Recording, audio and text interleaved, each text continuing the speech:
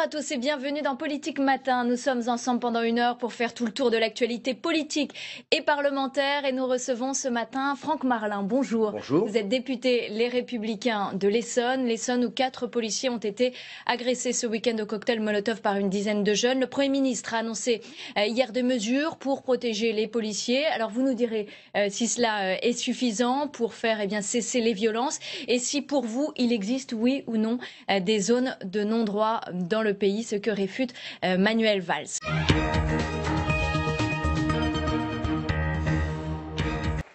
Les policiers mieux protégés dans les zones sensibles. Hier, Manuel Valls a annoncé un dispositif renforcé après la violente agression de Viry-Châtillon ce week-end.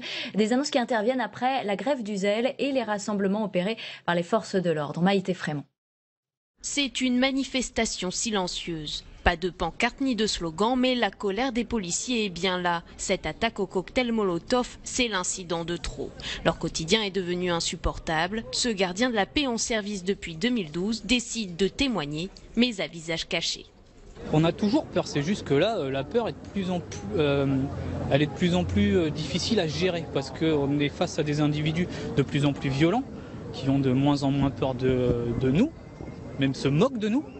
Et la justice, on a l'impression, nous de notre côté, que la justice est de leur côté. Une mobilisation synonyme d'un ras-le-bol de toute une profession. Pour montrer leur unité, pas question de mettre en avant une couleur politique. Les syndicats dénoncent à droite comme à gauche la façon de traiter la question de la sécurité depuis 30 ans.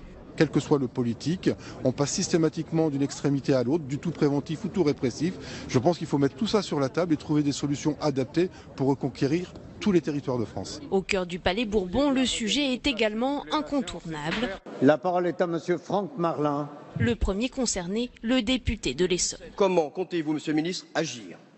Comment comptez-vous sécuriser les policiers dans leur mission en termes d'équipement, de matériel, de locaux, mais également en termes d'effectifs? Les diminutions des effectifs ont des effets dans l'ensemble des départements. Il faut corriger cela. C'est la raison pour laquelle nous avons décidé de créer 9000 emplois dans la police et dans la gendarmerie. Deuxièmement, il faudra continuer d'augmenter, comme nous le faisons cette année, de 15%, les crédits de la police et de la gendarmerie. Et troisièmement, poursuivre le plan de modernisation des équipements des policiers et des gendarmes. Autre annonce de Manuel Valls, des voitures blindées, de meilleurs gilets pare-balles et plus de vidéosurveillance. Franck Marlin, on vient de vous voir justement dans ce sujet. Est-ce que vous êtes satisfait de la réponse que vous a apportée Bernard Cazeneuve dans l'hémicycle? Pas complètement. Bien sûr, pas complètement. Déjà, je pense qu'on a un bon ministre de l'Intérieur qui est un homme de terrain et qui parle en connaissance de cause. Première chose. Deuxième chose, j'attendais plus de précision, bien sûr, dans sa réponse. En Essonne, il manque 300 policiers. 300 policiers. C'est le département du Premier ministre. Non pas qu'il puisse privilégier son département, mais qu'il puisse prendre conscience que dans ce département, il y a des heurts, il y a des drames comme ce week-end dernier, mais également apporter des réponses pragmatiques.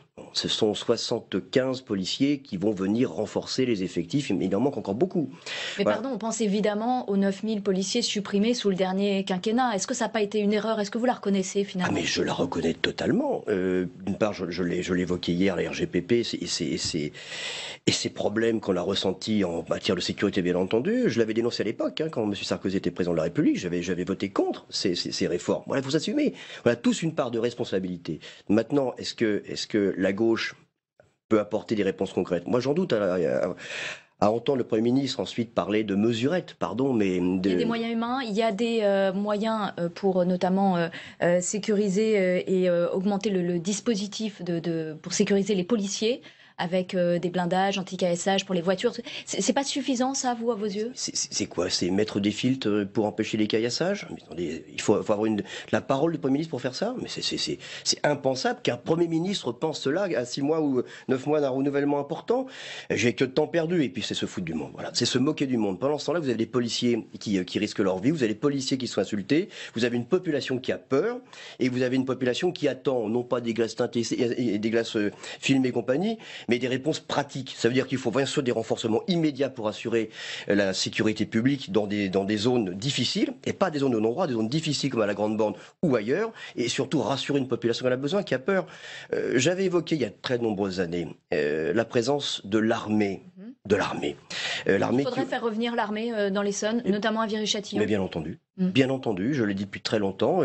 L'armée aujourd'hui intervient dans le cadre de l'état d'urgence dans les bâtiments publics, sur la voie publique aussi. Mais je pense qu'il faut aussi l'armée avec un cadre spécifique, avec un commandement unique, éviter malheureusement ce qui s'est passé au Bataclan. Voilà, on a des expériences. C'est-à-dire avec la possibilité d'intervenir, qu'apporterait finalement l'armée en plus de la police? Sécuriser.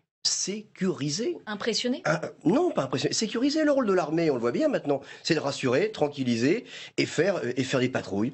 Je me mets à la place des gens de la Grande Borne. Ceux qui habitent encore, à mon avis, c'est parce qu'ils n'ont pas les moyens de partir ailleurs. Et ceux qui subissent tous les jours ont besoin être accompagnés et d'être rassurés. Maintenant, ce sont les opérations à la fois coup de poing. Bon, le Premier ministre, mais à juste titre, des renforts policiers, essaye de faire des opérations un peu médiatiques quand on parle à la Grande Borne de zones de sécurisation ou de prioritaires en matière de sécurité. Ce sont des éléments qui sont détonnants dans la presse, mais qui au quotidien ne se retrouvent pas dans la population. Ils ne rassurent pas les gens. Voilà. Donc là, il y a vraiment un énorme champ de travail à faire.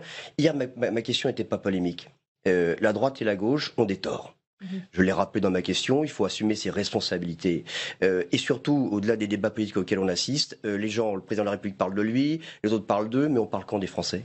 On parle quand de l'avenir des gens? Est-ce qu'il y a d'autres solutions aussi, comme par exemple revoir la règle de la légitime défense pour les policiers? Est-ce que vous y êtes favorable? Bien sûr, j'y suis favorable, non pas depuis hier, j'y suis favorable depuis longtemps. On juge le travail d'un parlementaire, d'un élu sur déjà la pérennité de ses choix, de ses objectifs. Moi, ça fait très longtemps que je défends cela. Pourquoi? C'est quand même tout à fait anormal qu'un policier qui est en légitime défense ne puisse pas intervenir au seul motif qu'il doit se faire tirer dessus avant de sortir son arme. Voilà, c'est dramatique. Les gendarmes, eux, peuvent le faire. On a affaire à des gens qui sont formés, les policiers, qui sont des gens responsables, qui sont des gens... Aujourd'hui, il y a plus de 30% d'augmentation des policiers depuis 2007 qui sont blessés en mission. On attend quoi? Des drames comme ce week-end? Non, je pense qu'il est urgent de réagir. Et qu'est-ce qui aujourd'hui permettrait quand même de donner les moyens aux policiers d'intervenir? C'est cela. Et peut-être aussi faire comprendre aux agresseurs qu'il y a du répondant, bien sûr, en gardant raison. Et puis surtout faire confiance à la police. Est-ce qu'il faudrait aussi muscler l'arsenal judiciaire? Est-ce qu'il faut légiférer davantage? Ou est-ce que notre législation est suffisante selon vous? On a tout ce qu'il faut pour intervenir. Il faut simplement avoir le courage de faire appliquer la loi. Il faut avoir une tolérance zéro. Ça va de l'incivilité. Vous savez, l'insulte d'un policier, les policiers en ont assez de se faire insulter. Les élus aussi sont insultés. Mais on vous dit, quand on est insulté, nous, élus dans notre mission, est-ce qu'on est officier judiciaire quand on est maire? Eh bien, non, faut laisser passer, monsieur Bert. Non, c'est intolérable. On en finit par quoi? Des débordements. Et au-delà de l'insulte, il y a l'irrespect. On a franchi un cap, selon vous, là, dans l'échelle de la violence? Ça fait très longtemps que ça se passe comme ça. Mais il faut dire stop. Stop, ça suffit. Stop, ça suffit. Alors Manuel Valls lui dit qu'il veut l'impunité totale, évidemment, pour les agresseurs de policiers. Il réfute, cela dit, qu'il y ait des endroits sur les territoires où la police ne peut aller. On l'écoute. Il n'y a pas de zone de non-droit. Et je veux le dire très clairement à mes compatriotes, que je n'accepte pas ces analyses-là. Pourquoi ces individus agissent ainsi? C'est parce que la police fait son travail. Est-ce qu'il y a pour vous des zones de non-droit, et notamment dans votre circonscription de l'Essonne? Je partage l'analyse de Monsieur le Premier ministre. Dire qu'il y a des zones de non-droit portées par des messages ou des slogans politiques d'extrême droite souvent, c'est pas répondre à la problématique de la lutte contre l'insécurité. Il y a des zones où le droit est mal appliqué, où il faut justement faire appliquer le droit. Et je pense que le Premier ministre a raison dans son analyse. Par contre, au-delà de l'analyse, il faut apporter des moyens, donner les moyens. Donc, et c'est pas ce qu'il a dit hier. Le Premier ministre a été décevant dans sa réponse. Voilà. Donc ça veut dire tout un arsenal politique et avoir aussi le courage de ses mots. Moi, j'ai entendu le Premier ministre hier, je le revois encore à l'Assemblée nationale quand il était dans l'opposition, critiquer beaucoup le gouvernement de l'époque et n'apporter aucune solution. C'était un peu d'angélisme, un peu de tirer sur tout ce qui bouge. Il faut sortir sentier battu. Je le dis très simplement, la présence de l'armée pourrait rassurer, oui, les habitants. Est-ce qu'on peut vraiment accuser Manuel Valls d'angélisme ou de laxisme?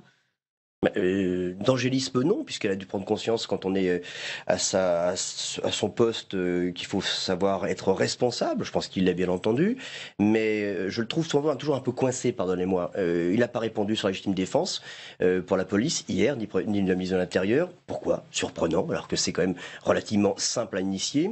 Deuxièmement, sur la présence des forces de l'armée, qu'est-ce qui peut obliger aujourd'hui, alors que c'est déjà le cas dans l'état d'urgence, de mettre l'armée dans les cités, en fonction des événements aussi graves que l'on a connus? Il n'y a pas de réponse. Donc je trouve que les intentions sont bonnes du Premier ministre et bien sûr du ministre de l'Intérieur, mais ça ne va pas plus loin que cela. Une réaction aux propos tenus par le ministre de l'Intérieur qui a parlé de sauvageons pour désigner les agresseurs de policiers. Le terme est-il bien choisi?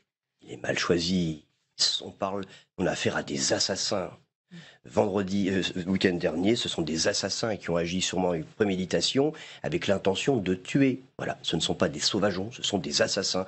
Ce n'est pas un hasard si le parquet d'Ivry a ouvert une information judiciaire pour tentative d'assassinat. Une dernière réaction à ce tweet de Grand Ludo. Vous savez qu'on peut réagir dans cette émission. Il a critiqué votre faible activité, votre présence assez faible à l'Assemblée nationale. Qu'est-ce que vous pouvez lui répondre?